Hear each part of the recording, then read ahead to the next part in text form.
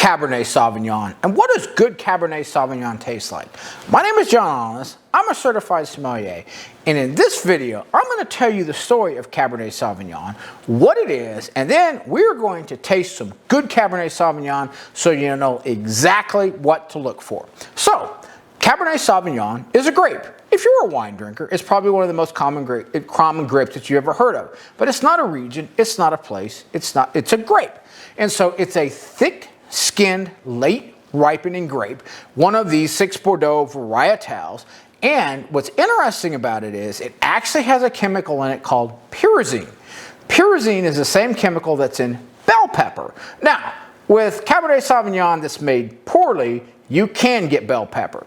With Cabernet Sauvignon that's made well, which we're going to taste, instead you might get a little bit of cedar, a little bit of tobacco that complements the fruit characteristics in there. So, what are the fruit characteristics that you get from this grape? Well, what you get is black fruits. So you're going to get a lot of beautiful blackberry. You're going to get black plum. You're going to get black cherry. And so those are what are called the varietal characteristics that come from the grape itself. Cabernet Sauvignon is going to have a deep dark color because it has thick skins.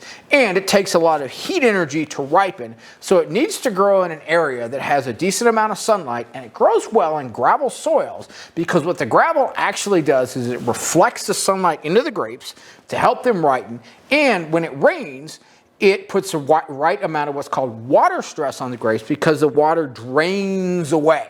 And it puts stress on the grapes so the vines send all their energy to developing the wonderful flavors of this grape.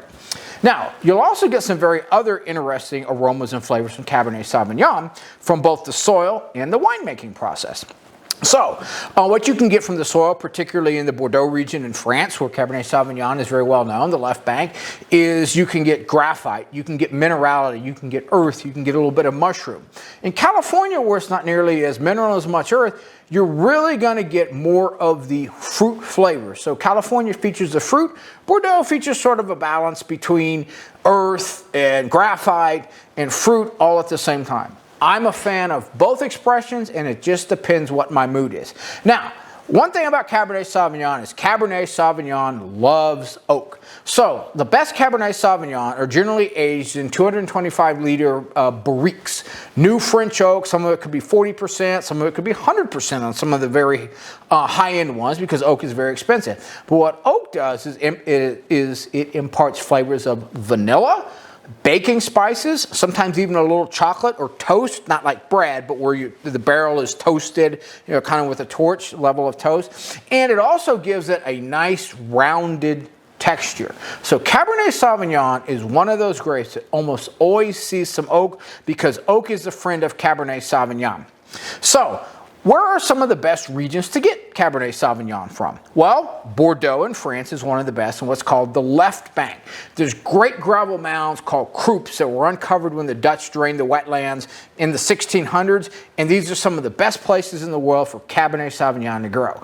Napa Valley in California, Sonoma Valley, Pasos Robles, you get some fantastic expressions of Cabernet Sauvignon there. They're going to be a little perhaps more jammy, or they're going to be fuller bodied because of a warmer climate there, but they're still indubitably, to use the $3 word, Cabernet Sauvignon. You can get great Cabernet Sauvignon from Chile. It actually has the same climate as Napa Valley. You can get fantastic Cabernet Sauvignon from Australia. Margaret River Valley, a unique place called Coonawara. So there are a lot of great places around the world to get Cabernet Sauvignon. My two favorites are Left Bank Bordeaux, the classified region, Saint-Estèphe, Pauillac, Margaux, Passachy-Ognon, wonderful Cabernet Sauvignon there. And of course, I love anything that comes out of Napa Valley, particularly what's called the mountain fruit. Spring Mountain, Howell Mountain, Atlas Peak, Mount Veeder, Diamond Mountain. So the interesting thing about what happens is when they're grown at higher elevations is that they're a little more pure and elegant instead of full-bodied and jammy because there's more acidity in the grapes, which gives it more structure. That's my preferred style. Now, you do get a lot of Cabernet Sauvignon that say have been grown on the valley, and it's very heavy, syrupy almost, jammy. A lot of people like that particular expression of it. Certainly Camus is known for that. I just don't like it too much. To me, yeah, it's a little pruny. Tastes like prune juice. Tastes like a laxative. I don't want my wine to taste or act as a laxative. I want a little more elegance. I want a little more purity. I want ripe plums. I don't want prunes. I want ripe blackberries. I don't want just to eat it with a spoon. So, although there are many different styles of Cabernet Sauvignon, my favorite is a little bit lower alcohol, more medium plus body than body, that features more of an elegance as you go through it. And you can get a lot of these in Napa Valley in the mountains. So, what we're going to do here now is I have one of my favorite value Cabernet Sauvignons from Napa here. It's called Alta Nova. You can get it at Total Wine. They usually have a 2-for-1 deal. It comes out to about 60 bucks or so a bottle. And I've always thought that it's a very square entry into Napa Valley. Because when you want to try something for the first time, or try something good for the first time, you don't want to come in at $20 or something like that. Because you can get some pretty low quality wines for that price, and you may not like it. And so that can turn you off to a region, it can turn you off to a grape, it can turn you off to a style, simply because you just had low quality wine. But you also don't want to come in at, say, like $400 for a wonderful bottle of Schaefer Hillside Select, because where are you going to go after that? You've had some of the best of the best. Everything down after that? So what I like to do when I'm trying a new style or new region is I like to come in around the $60 to $80 price, say $50 to $80, because that's going to give me a good indication of a good, well-made, enjoyable wine. And if I like it, I can go up and I can go out, and I can enjoy a whole bunch of different ones. So for example, if you like Alta Nova, you'll like Keenan, you'll probably like Orange Swift Papillon. There's a lot of other great ones that you're gonna like as well. And so once you're zeroed in on your flavor profile, say, yeah, I like this stuff, then there's a lot of really fun places to go. So what does Napa Cab pair with? What does Cabernet Sauvignon pair with? It pairs with beef. Classic pairing, Cabernet Sauvignon and a prime ribeye. You don't have to get fancy. Cabernet Sauvignon has a lot of what's called tannin in it. It comes from the skins. Tannin is what gives you a puckery mouthfeel. Tannin goes very well with beef. Beef is big. Beef is an intense flavor. Tannins are big. They go well together. Also with a well-marbled ribeye, it goes with the old saying, tannin loves fat, fat loves tannin. So if you're going to drink a Cabernet Sauvignon, there's no need to get fancy with all these crazy foods. Go get yourself a good, honest prime ribeye and get ready for a fantastic pairing. So, a couple more things, and then we're going to taste this wonderful Cabernet Sauvignon. If you're going to serve it in what's called a Bordeaux glass. As you can see, this has a wide bowl here, and what that does is it opens up the surface area for the wine to interact with the oxygen and to breathe. Cabernet Sauvignon is not particularly what's called an aromatic grape, so in order to really get the aromas, I got to stick my nose all the way in the glass like this. And so what that wide bowl does is it allows more of the vapors to come off so that I'm able to infuse them into my nose and really get a nice setup for when I taste the wine. But get yourself a wide bowl glass and Cabernet Sauvignon will come to life. Also, service temperature. Don't serve it at room temperature. Here in Texas, room temperature is 72 degrees. Anyone who serves Cabernet Sauvignon at 72 degrees, in my mind, should be beaten gently or not gently with a rubber hose. Oh my God in heaven, if you want to ruin a great wine, serve it at the wrong temperature.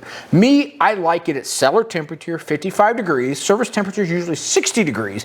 But if you take it right out of your wine fridge, pour yourself a glass, as you go through it, it'll warm up until about 60 degrees. I also like to decant my Cabernet Sauvignon, since most of them are going to be enjoyed young, and that will allow the perfume to come out, the wine to open up, so that when you start it, you're going to get it right when it's hitting its stride. All right, enough talking about Cabernet Sauvignon. Let's have a taste. All right, as we can see, this is a deep, dark wine, and that comes from the thick skins and all the colors in it. So with Cabernet Sauvignon, you're not going to look through it and be able to see your hand or anything else. It's going to be an opaque wine, and that's what we want to see. So I'll give it a swirl to start releasing some of the aromas. And yeah, what we get, the tell for me that this is a Napa Cab is you get black plum. That's the big tell for me for a Napa Cab, is you immediately get a rounded black plum, you get some blackberries behind it, you get some black cherry, maybe a little cassis. They're could be a little graphite, there could be a little bell pepper, but probably not too much. This is from California, so what we're doing here is we're looking for the fruit. There's a little bit of vanilla in there too, which comes from the oak, but it's not overdone. It's not like I'm being smacked in the face, you know, with a vial of vanilla or having it squirted in my face. There's just enough there to integrate very well with all the fruit flavors, which tells me that this is a very well-made wine. So let's have a taste and let's see if the aroma matches up with the flavors.